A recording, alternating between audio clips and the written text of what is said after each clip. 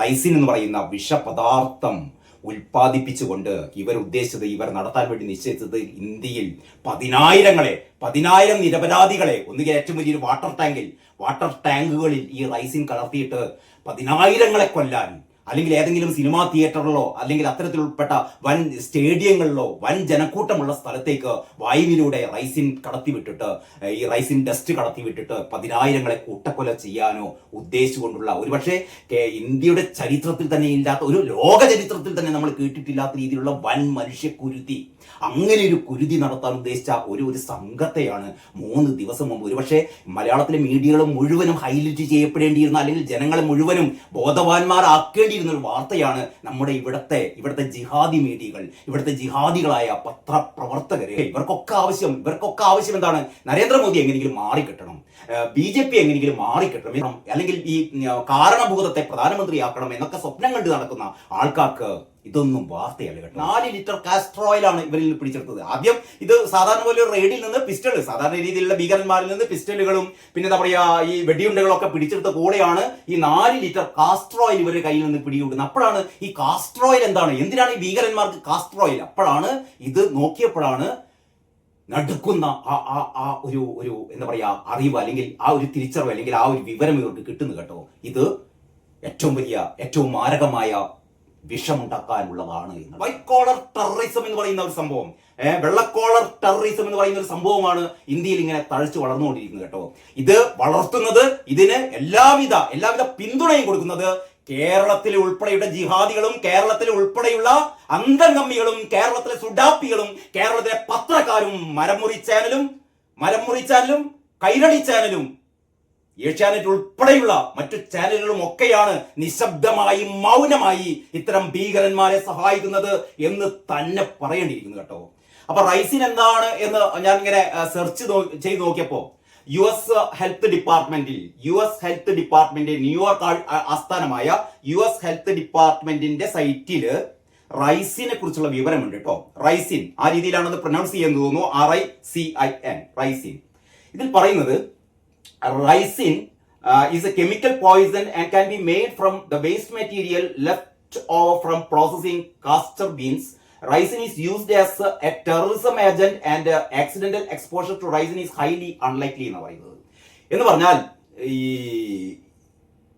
Castor beans എന്ന് പറഞ്ഞാൽ നമ്മൾ ആവണക്ക് കുരു എന്നൊക്കെ പറയുന്ന സംഭവം ഉണ്ടല്ലോ. ഈ ആവണക്ക് കുരുവിൽ നിന്നാണ്, അല്ലെങ്കിൽ ആവണക്കെണ്ണയിൽ നിന്നും അതിന്റെ ഈ ബൈ പ്രോഡക്ട്സിൽ നിന്നൊക്കെ വേർതിരിച്ചെടുക്കുന്ന, അല്ലെങ്കിൽ ഇതിൽ നിന്ന് എക്സ്ട്രാക്ട് ചെയ്തെടുക്കുന്ന ഒരു വിഷ പദാർത്ഥമാണത്രേ റൈസിൻ.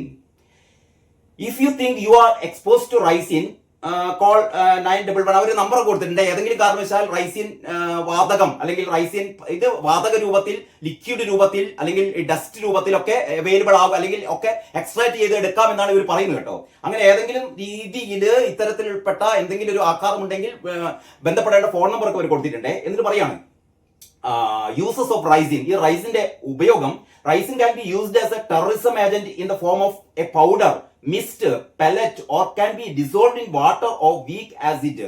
ഇത് ജലത്തിൽ ലയിക്കും, വായുവില് കലർത്താം, പൊടിയായിട്ട് ഉപയോഗിക്കാം. ആ രീതിയിൽ വ്യത്യസ്തങ്ങളായ ഖരരൂപത്തിലും വാതക രൂപത്തിലും ദ്രാവക രൂപത്തിലും ഒക്കെ ഉപയോഗിക്കാൻ പറ്റുന്ന ഏറ്റവും കൊടിയ വിഷപദാർത്ഥമാണത്രേ റൈസിൻ. റൈസിൻ എന്ന് പറയുന്ന ഏറ്റവും രൂക്ഷമായ ഒരു വിഷപദാർത്ഥം, അതിന്റെ പേര് റൈസിൻ എന്നാണ്. അപ്പൊ റൈസിൻ എന്താണ് എന്ന് ഞാൻ ഇങ്ങനെ സെർച്ച് ചെയ്ത് നോക്കിയപ്പോ US ഹെൽത്ത് ഡിപ്പാർട്ട്മെന്റ് ന്യൂയോർക്ക് ആസ്ഥാനമായ US ഹെൽത്ത് ഡിപ്പാർട്ട്മെന്റിന്റെ സൈറ്റില് റൈസിനെ കുറിച്ചുള്ള വിവരമുണ്ട് കേട്ടോ. റൈസിൻ ആ രീതിയിലാണത് പ്രൊനൗൺസ് ചെയ്യുന്നത് തോന്നുന്നു, RICIN റൈസിൻ. ഇതിൽ പറയുന്നത് Raisen is a chemical poison and can be made from the waste material left over from processing castor beans. Ricin is used as a terrorism agent and accidental exposure to ricin is highly unlikely എന്ന് പറഞ്ഞാൽ ഈ castor beans എന്ന് പറഞ്ഞാൽ നമ്മൾ ആവണക്ക് കുരു എന്നൊക്കെ പറയുന്ന സംഭവം ഉണ്ടല്ലോ. ഈ ആവണക്ക് കുരുവിൽ നിന്നാണ്, അല്ലെങ്കിൽ ആവണക്കെണ്ണയിൽ നിന്നും അതിന്റെ ഈ ബൈ പ്രോഡക്ട്സിൽ നിന്നൊക്കെ വേർതിരിച്ചെടുക്കുന്ന, അല്ലെങ്കിൽ ഇതിൽ നിന്ന് എക്സ്ട്രാക്ട് ചെയ്തെടുക്കുന്ന ഒരു വിഷ പദാർത്ഥമാണത്രേ ricin. If you think you are expose to ricin call 911. അവർ നമ്പർ കൊടുത്തിട്ടുണ്ട്. ഏതെങ്കിലും കാരണവശാൽ റൈസിൻ വാതകം അല്ലെങ്കിൽ റൈസിൻ ഇത് വാതക രൂപത്തിൽ, ലിക്വിഡ് രൂപത്തിൽ അല്ലെങ്കിൽ ഡസ്റ്റ് രൂപത്തിലൊക്കെ അവൈലബിൾ ആകും അല്ലെങ്കിൽ ഒക്കെ എക്സ്ട്രാക്ട് ചെയ്ത് എടുക്കാം എന്നാണ് ഇവർ പറയുന്നത് കേട്ടോ. അങ്ങനെ ഏതെങ്കിലും രീതിയിൽ ഇത്തരത്തിൽപ്പെട്ട എന്തെങ്കിലും ഒരു ആഘാതമുണ്ടെങ്കിൽ ബന്ധപ്പെടേണ്ട ഫോൺ നമ്പറൊക്കെ അവർ കൊടുത്തിട്ടുണ്ട്. എന്നിട്ട് പറയാണ് യൂസസ് ഓഫ് റൈസിൻ. ഈ റൈസിന്റെ ഉപയോഗം, ricin can be used as a terrorism agent in the form of a powder, mist, pellet or can be dissolved in water or weak acid. ഇത് ജലത്തിൽ ലയിക്കും, വായുവിൽ കലർത്താം, പൊടിയായിട്ട് ഉപയോഗിക്കാം. ആ രീതിയിൽ വ്യത്യസ്തങ്ങളായ ഖരരൂപത്തിലും വാതക രൂപത്തിലും ദ്രാവക രൂപത്തിലും ഒക്കെ ഉപയോഗിക്കാൻ പറ്റുന്ന ഏറ്റവും കൊടിയ വിഷപദാർത്ഥമാണ് അത്രേ Raisen. Due to the nature of the poison, the illness it causes cannot be spread from person to person. However, contact with the ricin contaminated surfaces may transfer this poison and cause illness. The effect of ricin poisoning depend on whether ricin is inhaled, ingested, touched or injected. ഇത് ഒരു മനുഷ്യനിൽ നിന്ന് വേറൊരു മനുഷ്യനിലേക്ക് ഈ വിഷം പകരില്ല. അതിനു പകരം ഇത് ഈ വായുവിലൂടെയും വെള്ളത്തിലൂടെയും മറ്റ് പൊടികളായിട്ടൊക്കെ ശരീരത്തിൽ വന്നു കഴിഞ്ഞാൽ അയാളെ സംബന്ധിച്ചിടത്തോളം മറ്റ് രക്ഷയൊന്നുമില്ല എന്നാണ് പറയുന്നത്. ഇത് ഇൻഹലേഷൻ, അതായത് ഇങ്ങനെ വായുവിലൂടെ വലിച്ച് ശരീരത്തിലെത്തുമ്പോൾ people can be poison by breathing in large amounts of ricin, mist or powder within few hours. അതായത് വായുവിൽ ഈ റൈസിൻ പൊടി കലർത്തിയാൽ within few hours people can experience difficulty breathing, fever, cough, nausea and tightness in the chest. ഇതൊക്കെയാണ് ഈ വിഷ പദാർത്ഥം വായുവിൽ കലർന്ന് നിങ്ങൾ ഇൻഹേൽ ചെയ്യാൻ തുടങ്ങിയാൽ നിങ്ങൾക്ക് അനുഭവപ്പെടുക. ഭയങ്കര ചെസ്റ്റ് പെയിൻ ഉണ്ടാവും, പിന്നെന്താ ശ്വസിക്കാൻ തടസ്സം നേരിടും, ഫീവർ, പനി, ചുമ, ഛർദി and tightness in the chest. എന്താ പറയാ, നെഞ്ചിൽ ഇങ്ങനെ ഭയങ്കര വീർപ്പുമുട്ടൽ പോലെ. ഹെവി സ്വെറ്റിംഗ് മേ ഫോളോ, പിന്നെ നന്നായി വേർക്കും. As well as fluid building in the lungs, നമ്മുടെ ലങ്സ് ഒക്കെ ഫ്ലൂയിഡ് കൊണ്ട് നിറയും. This would make breathing even more difficult. ശ്വാസം കഴിക്കാൻ വളരെ ബുദ്ധിമുട്ടാവും. And skin may turn blue, ശരീരം തൊലിയൊക്കെ ബ്ലൂ കളർ ആകും. Finally low blood pressure and respiratory failure may occur leading to death.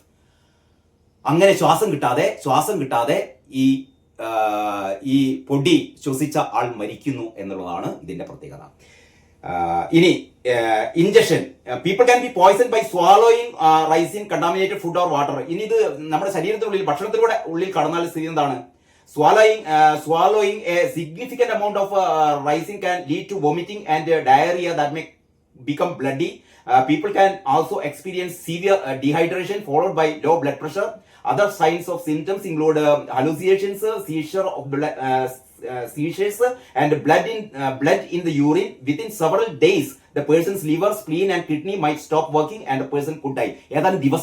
ഏതാനും ദിവസങ്ങൾക്കുള്ളിൽ ശരീരത്തിന്റെ ആന്തരാവയവങ്ങളൊക്കെ നശിച്ച് ഇയാൾ മരിക്കുന്നു എന്ന് പറഞ്ഞാൽ പെട്ടെന്ന് ഒറ്റയടിക്കുള്ള മരണമല്ല.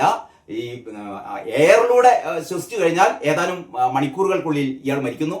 ഭക്ഷണത്തിലൂടെ അകത്തേക്ക് ചെന്നു കഴിഞ്ഞാൽ ഏതാനും ദിവസങ്ങൾക്കുള്ളിൽ ഈ വിഷം ഉള്ളിൽ ചെന്ന ആൾ മരിക്കുന്നു എന്നാണ് പറയുന്നത്. പിന്നെ വളരെ ഡീറ്റെയിൽഡ് ആയ വിവരങ്ങളാണ്. ഇതിന്റെ ഏറ്റവും ഞെട്ടിപ്പിക്കുന്ന കാര്യം എന്താണെന്നറിയോ? പറയാം. No antidote exist four Raisen എന്നുള്ളതാണ് ഏറ്റവും പ്രധാനം. അതായത് റൈസിൻ വിഷബാധ ഏറ്റുകഴിഞ്ഞാൽ ഇതിന് പ്രതിമരുന്നില്ല. ഇതിനൊരു പ്രതിമരുന്ന് എന്ന് പറഞ്ഞാൽ ഇതിന്റെ വിഷാംശം ലഘൂകരിക്കാൻ സഹായകമായ, ഇപ്പൊ പാമ്പ് വിഷത്തിനൊക്കെ നമുക്ക് ഒരു ആന്റിവനം കൊടുക്കാറുണ്ട്. ആന്റിവനം അതിന് അതിന് വിരുദ്ധമായി പ്രവർത്തിക്കുന്ന രാസവസ്തുക്കൾ ഇൻജെക്ട് ചെയ്ത് കൊടുക്കാറുണ്ട്. അങ്ങനെയാണ് പാമ്പ് വിഷത്തിന്റെ ആ മാരകമായ അവസ്ഥയിൽ നിന്നൊക്കെ നമ്മൾ രക്ഷപ്പെടുന്നത്. പക്ഷേ ഈ റൈസിൻ വിഷം നമ്മുടെ ശരീരത്തിൽ ഈ വായുവിലൂടെയോ വെള്ളത്തിലൂടെയോ ഭക്ഷണത്തിലൂടെയോ ശരീരത്തിനുള്ളിൽ കലർന്നാൽ പ്രതിവിധിയായിട്ട് ഒരു മരുന്നുമില്ല എന്നാണ് പറയുന്നത്. ഇതാണ് റൈസിൻ എന്ന് പറയുന്ന മാരക വിഷം. അത്ര പരിചിതമല്ല. പക്ഷേ നിങ്ങളൊന്ന് മനസ്സിലാക്കേണ്ട ഏറ്റവും പ്രധാനപ്പെട്ട കാര്യം, ഈ അന്തംകമ്മികളും സുഡാപ്പികളും നമ്മുടെ പത്രക്കാരൊക്കെ പറയുന്നുണ്ടല്ലോ, അതായത് ഈ സുരക്ഷാ വീഴ്ച എന്ന്. നിങ്ങൾ ഓർക്കേണ്ടത് 3 ദിവസം മുമ്പ് ഈ കസ്റ്റാർഡ് ഓയിൽ, ഈ ഇതിൽ പറയുന്ന ഈ ഓയിൽ ഉണ്ടല്ലോ, യെസ്, കസ്റ്റാർഡ് സീഡ്സിൽ നിന്ന് എക്സ്ട്രാക്ട് ചെയ്യുന്ന കസ്റ്റാർഡ് ഓയിലുമായിട്ട് ഒരു ചൈനയിൽ നിന്ന് MBBS ഡിഗ്രി എടുത്ത ഒരു ഡോക്ടർ, 2 സ്റ്റുഡൻസ്, അങ്ങനെ 3 പേരെ എവിടെ വെച്ചിട്ടാണ് പിടികൂടി എന്നറിയാം? ഗുജറാത്തിൽ വെച്ച് പിടികൂടി എന്നൊരു വാർത്ത 3 ദിവസം മുമ്പ് വന്നിരുന്നു.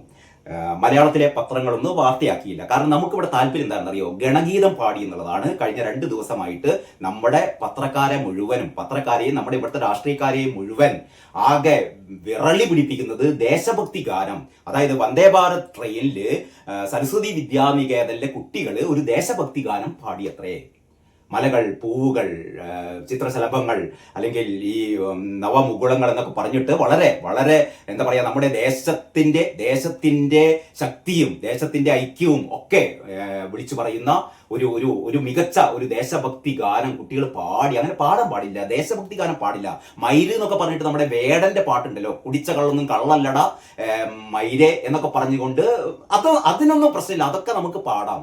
വേടന്റെ ഈ തോന്നിവാസ പാട്ടുകളൊക്കെ കുട്ടികൾ പാടാം, അതിലൊരു പ്രശ്നമില്ല. പക്ഷേ കുട്ടികൾ ദേശഭക്തി ഗാനം പാടരുത് എന്നാണ് ആര് പറയുന്നത് അറിയോ? ഇവിടുത്തെ അന്തംഗമികളും സുഡാപ്പികളും പത്രക്കാരും ഒക്കെ പറയുന്നത്. ശിവൻകുട്ടി കേസെടുക്കാൻ പോവാണ് കുട്ടികൾക്കെതിരെ. കുട്ടികളെ ദേശഭക്തി ഗാനം പാടരുത്, നിങ്ങൾ പാടേണ്ടതെന്നാണ്, നിങ്ങൾ വേടന്റെ പാട്ട് പാടണം, മയില് മയില് മയില് എന്ന് കുട്ടികൾ പാടണം എന്നാണ് വിദ്യാഭ്യാസ മന്ത്രി ശിവൻകുട്ടി പറയുന്നത്. ഞാൻ അതിലേക്ക് കടക്കുന്നില്ല, അത് വേറെ കാര്യം. അപ്പൊ കഴിഞ്ഞ 3 ദിവസമായി നമ്മൾ ചർച്ച ചെയ്തുകൊണ്ടിരിക്കുന്നത്, നമ്മുടെ മീഡിയ ചർച്ച ചെയ്തുകൊണ്ടിരിക്കുന്നത്, കേരളത്തിലെ സ്കൂൾ കുട്ടികൾ ദേശഭക്തി ഗാനം പാടി, കേരളത്തിലെ സ്കൂൾ കുട്ടികൾ ദേശഭക്തി ഗാനം പാടരുത് എന്നാണ് കേരളത്തിലെ മീഡിയ പറയുന്നത്.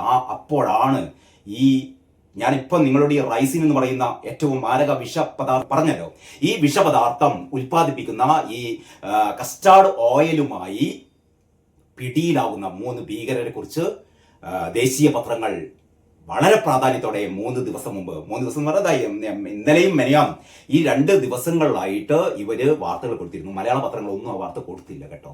ആ വാർത്ത വായിച്ചാൽ, ആ വാർത്ത അറിഞ്ഞാൽ നമുക്ക് മനസ്സിലാകും, നമ്മുടെ ഹൃദയം കൊണ്ട് വാരി പുണരേണ്ടതാണ് നമ്മുടെ രാജ്യത്തിന്റെ സുരക്ഷാ ഉദ്യോഗസ്ഥന്മാർ കേട്ടോ. ആ സുരക്ഷാ ഭടന്മാർ ഈ എന്താ പറയാ, ഈ ഫരീദാബാദ് ഗ്യാങ്ങിനെ പിടിച്ചു എന്ന് പറയുന്ന വാർത്ത ഇന്നത്തെ പത്രത്തിലൊക്കെ ഉണ്ട്. അതിനേക്കാൾ അതിഭീകരരാണ് ഈ ചൈനയിൽ നിന്നെത്തിയ ഡോക്ടറും അദ്ദേഹത്തിന് കൂടെയുള്ള 2 കൂട്ടാളികളും.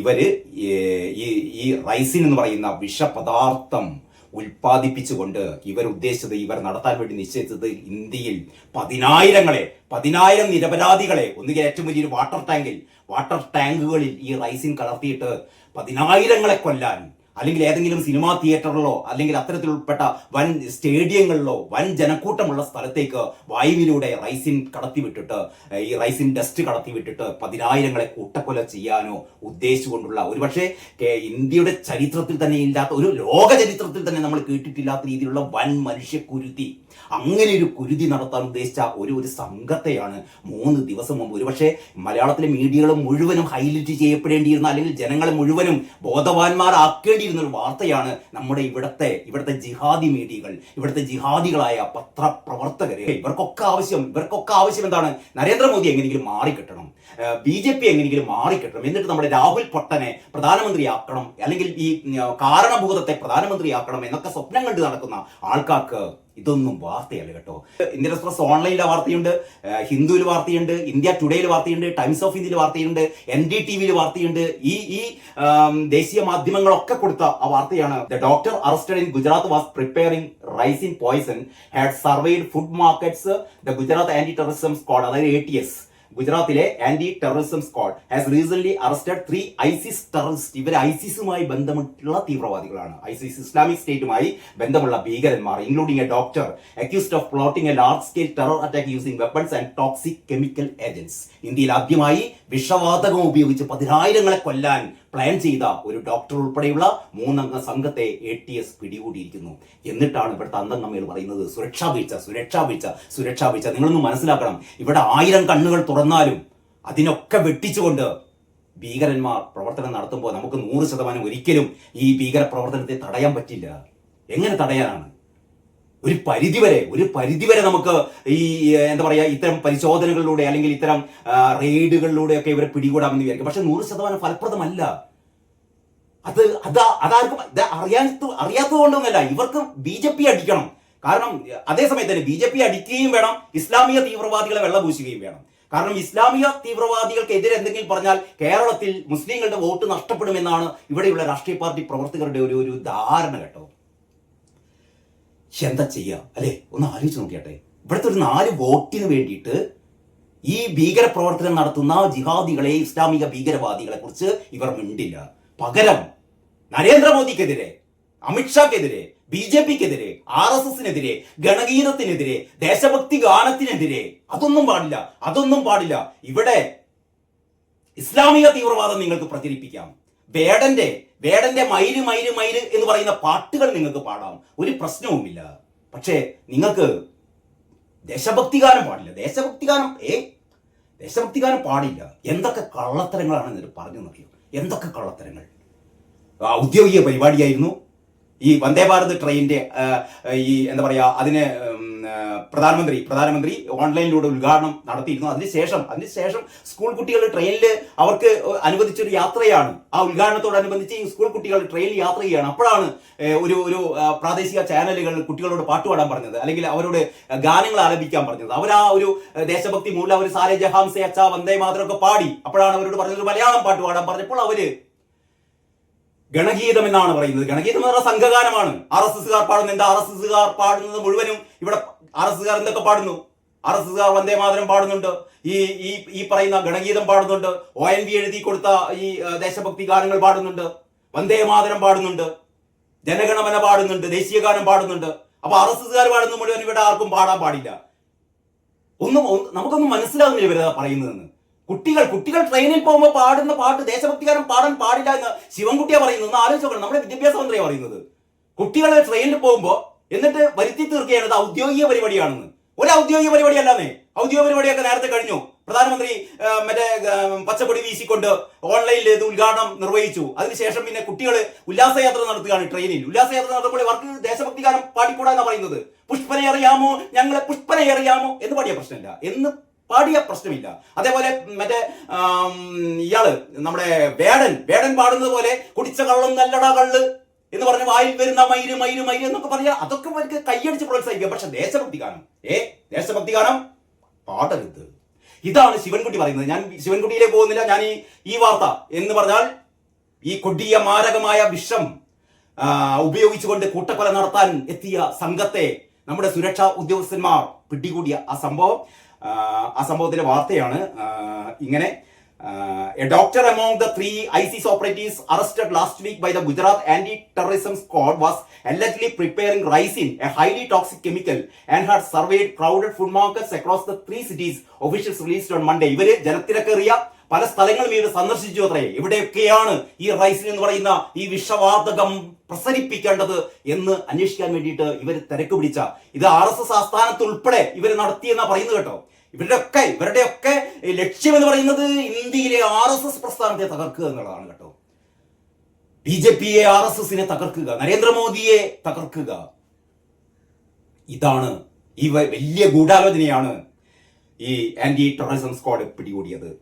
Police said the doctor had conducted reconnaissance over the past 6 months of Delhi's Asadpur Mandi, Asia's largest wholesale fruit and vegetable market, Ahmedabad's Naroda fruit market, and RSS office in Lucknow. Lucknowil RSS office, മറ്റ് vegetable മാർക്കറ്റുകൾ തുടങ്ങിയ സ്ഥലങ്ങളൊക്കെ ഇവർ spot ചെയ്തിരുന്നതാണ് പറയുന്നത്. These spots chosen for their dense crowds and high public activity being considered as potential targets. ഏറ്റവും കൂടുതൽ ജനങ്ങൾ തിങ്ങിക്കൂടുന്ന പ്രദേശങ്ങൾ എന്ന രീതിയിലാണ് ഇവർ ഈ മാർക്കറ്റുകളും ഈ RSS ആസ്ഥാനവും ഒക്കെ ഇവർ സെലക്ട് ചെയ്തത് അത്രേ. The ATS said the doctor identified as Ahmad Muhyiddin Saeed. ആ ഡോക്ടർ, ഇതിന് നേതൃത്വം കൊടുത്ത ആ ഡോക്ടറുടെ പേര് അഹമ്മദ് മുഹീദ്ദീൻ സയ്യിദ്, 35 വയസ്സാണ്. ഫ്രം ഹൈദരാബാദ്. ഇയാൾ ഹൈദരാബാദുകാരനാണ്. ഇങ്ങനെ കാശ്മീർ, ഡൽഹി, UP ഒക്കെ കഴിഞ്ഞിട്ട് എവിടെ എത്തി? ഹൈദരാബാദിൽ എത്തിയിട്ടുണ്ട്. കുറച്ചും കൂടെ എത്തും കേരളത്തിൽ. The ATS said the doctor identified as Ahmad Muhyiddin Saeed, 35, from Hyderabad, was exploring ways to weaponize ricin. ഇദ്ദേഹമാണ് റൈസിൻ എന്ന് പറയുന്ന ഈ വിഷപദാർത്ഥം എങ്ങനെ ആയുധമാക്കി ഉപയോഗിക്കാം, ജൈവ ആയുധമാക്കി ഉപയോഗിക്കാം എന്ന് പരീക്ഷണം നടത്തിക്കൊണ്ടിരിക്കുന്ന വ്യക്തി. A protein extracted from castor plants and seeds. ഇതൊരു പ്രോട്ടീൻ ആണ് ഈ വിഷം എന്ന് പറയുന്നത്. ഈ protein extracted from castor seeds എന്നാണ് പറയുന്നത്. For use in a possible attack he was arrested by Gujarat ATS on November 7. 7 തീയതി എന്ന് പറഞ്ഞാൽ 8 തീയതി 9 തീയതി പത്രങ്ങളിലൊക്കെയാണ് ഈ വാർത്ത വന്നു കിട്ടും. മലയാള പത്രങ്ങളിലല്ല, ഉത്തരേന്ത്യൻ പത്രങ്ങളിൽ.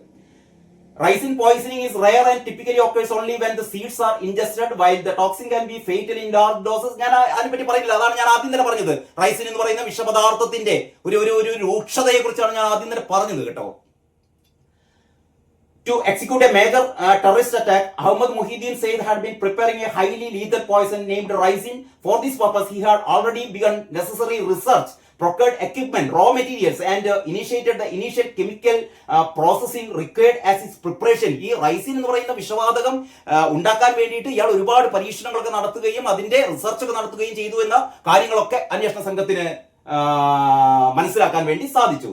The ATS and central agencies are now analyzing seized material and electronic evidences to trace the sources of chemicals and determine whether any experimental preparation of ricin had begun. ഇത്തരത്തിലുള്ള പരീക്ഷണം ഏതെങ്കിലും തരത്തിൽ ഇയാൾ വേറെ എവിടെയെങ്കിലും പ്രയോഗിച്ചു നോക്കിയിട്ടുണ്ടോ എന്നറിയാനുള്ള പരിശോധനകളും നടന്നുകൊണ്ടിരിക്കുകയാണ് എന്നാണ് പറയുന്നത്. The men, two from Uttar Pradesh and one from Hyderabad, were arrested in a joint operation with the central agencies. Gujarat ATS announced on November 10. Preliminary questioning suggested they were part of larger ISIS-linked network with several sleeper cells operating across the states. ഐസിസുമായി ബന്ധപ്പെട്ട തീവ്ര ഗ്രൂപ്പുകൾ അല്ലെങ്കിൽ ഭീകര ഗ്രൂപ്പുകളിൽ അടുത്ത് ബന്ധമുള്ളവരാണ് ഈ പറയുന്ന ഡോക്ടറും ഈ മറ്റു രണ്ട് പേരും. Acting on a tip-off, an ITS team arrested Saeed with 2 Glock pistols, a Beretta pistol, 30 live cartridges and 4 liters of castor oil. 4 litre castor oil ആണ് ഇവരിൽ പിടിച്ചെടുത്തത്. ആദ്യം ഇത് സാധാരണ പോലെ റെയ്ഡിൽ നിന്ന് പിസ്റ്റൾ, സാധാരണ രീതിയിലുള്ള ഭീകരന്മാരിൽ നിന്ന് പിസ്റ്റലുകളും പിന്നെ എന്താ പറയാ ഈ വെടിയുണ്ടകളൊക്കെ പിടിച്ചെടുത്ത കൂടെയാണ് ഈ 4 ലിറ്റർ കാസ്റ്റർ ഓയിൽ ഇവരുടെ കയ്യിൽ നിന്ന് പിടികൂടുന്നത്. അപ്പോഴാണ് ഈ കാസ്റ്റർ ഓയിൽ എന്തിനാണ് ഈ ഭീകരന്മാർക്ക് കാസ്റ്റർ ഓയിൽ, അപ്പോഴാണ് ഇത് നോക്കിയപ്പോഴാണ് നടുക്കുന്ന ആ ഒരു എന്താ പറയാ അറിവ് അല്ലെങ്കിൽ ആ ഒരു തിരിച്ചറിവ് അല്ലെങ്കിൽ ആ ഒരു വിവരം ഇവർക്ക് കിട്ടുന്നു കേട്ടോ. ഇത് ഏറ്റവും മാരകമായ വിഷമുണ്ടാക്കാനുള്ളതാണ് എന്നുള്ളത് നിങ്ങൾക്ക് ഓൺലൈനിൽ സെർച്ച് ചെയ്താൽ അറിയാം. ഇന്ത്യ ടുഡേ, ഞാൻ നേരത്തെ പറഞ്ഞ പോലെ ഇന്ത്യ ടുഡേയിലും ടൈംസ് ഓഫ് ഇന്ത്യയിലും NDTVയിലും പിന്നെ ഹിന്ദുവിലും ഇന്ത്യൻ എക്സ്പ്രസ് തുടങ്ങിയ ഏതാണ്ട് എല്ലാ ദേശീയ പത്രങ്ങളിലും ഈ ഞെട്ടിപ്പിക്കുന്ന വാർത്തയുണ്ട് കേട്ടോ, ഇന്നലെയും മെനയാന്നും. പക്ഷേ മലയാളത്തിൽ ഒരു പത്രവും ഈ വാർത്ത ഇന്നിറങ്ങിയ പത്രങ്ങളിൽ ഈ ഫരീദാബാദ് കേന്ദ്രമായ ഒരു 3 ഡോക്ടർമാരെ പിടികൂടി എന്ന് കൊണ്ടുള്ള വാർത്തകളുണ്ട്. നേരത്തെ നമ്മൾ പറഞ്ഞത് ഈ തീവ്രവാദ ഗ്രൂപ്പുകളിലേക്ക്, ഭീകര ഗ്രൂപ്പുകളിലേക്ക് പോകുന്നത് ദാരിദ്ര്യം പട്ടിണി കൊണ്ടൊക്കെയാണ് ആൾക്കാർ ഈ ഭീകരവാദികളാകാൻ ഇറങ്ങി പുറപ്പെടുന്നതെന്നൊക്കെ. ഇത് അതുകൊണ്ടൊന്നുമല്ല, ഇത് ഡോക്ടർമാര് എന്ന് പറഞ്ഞാൽ വൈറ്റ് കോളർ ടെററിസം എന്ന് പറയുന്ന ഒരു സംഭവം, വെള്ളക്കോളർ ടെററിസം എന്ന് പറയുന്ന ഒരു സംഭവമാണ് ഇന്ത്യയിൽ ഇങ്ങനെ തഴച്ചു വളർന്നുകൊണ്ടിരിക്കുന്നത് കേട്ടോ. ഇത് വളർത്തുന്നത്, ഇതിന് എല്ലാവിധ പിന്തുണയും കൊടുക്കുന്നത് കേരളത്തിലെ ഉൾപ്പെടെയുള്ള ജിഹാദികളും കേരളത്തിലെ ഉൾപ്പെടെയുള്ള അന്തംഗമ്മികളും കേരളത്തിലെ സുഡാപ്പികളും കേരളത്തിലെ പത്രക്കാരും മരമുറി ചാനലും കൈരളി ചാനലും ഏഷ്യാനെറ്റ് ഉൾപ്പെടെയുള്ള മറ്റു ചാനലുകളും ഒക്കെയാണ് നിശബ്ദമായി മൗനമായി ഇത്തരം ഭീകരന്മാരെ സഹായിക്കുന്നത് എന്ന് തന്നെ പറയേണ്ടിയിരിക്കുന്നു കേട്ടോ. ആ രീതിയിലുള്ള ഞെട്ടിപ്പിക്കുന്ന വാർത്തകളാണ് പുറത്തു വന്നുകൊണ്ടിരിക്കുന്നത്. ഇതിന്റെ ബാക്കി വിവരങ്ങൾ ഞാൻ അടുത്ത വീഡിയോയിൽ ഷെയർ ചെയ്യാം. അതുവരെ എല്ലാവർക്കും നന്ദി, നമസ്കാരം.